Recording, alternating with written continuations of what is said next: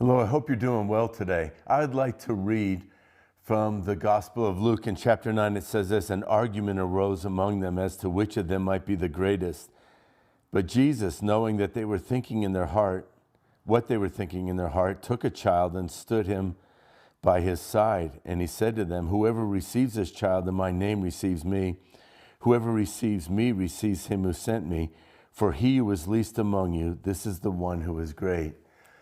So it's amazing to me, 2,000 years later, we're just reading about men that we really respect and admire, the disciples, and yet humanity ever remains the same.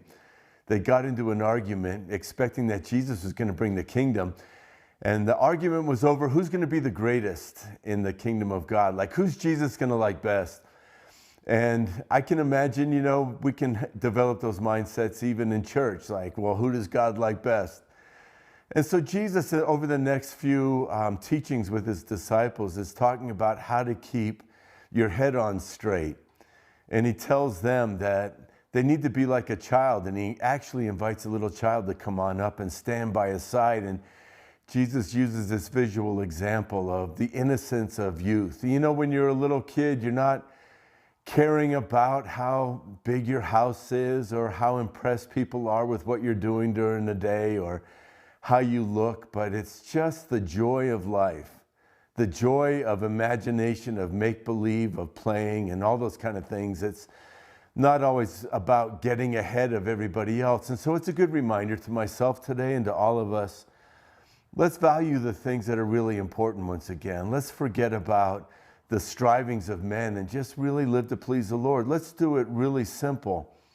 It can be so complicated, and then that complication brings anxieties and fears, discontentment. We can lose our joy and peace. Jesus says, be like a child. Receive children unto yourself, like in the same way that he just had these little children come to be blessed. He knew that if you honored a child, that you honored God, because the nature of God is found in the nature of children. So today, I'm hoping myself and you, let's be less complicated. Let's love the simple things of life. And let's ask the Lord that the way we treat others is from that childlike perspective of not striving to get ahead, but just to find good friends in this world.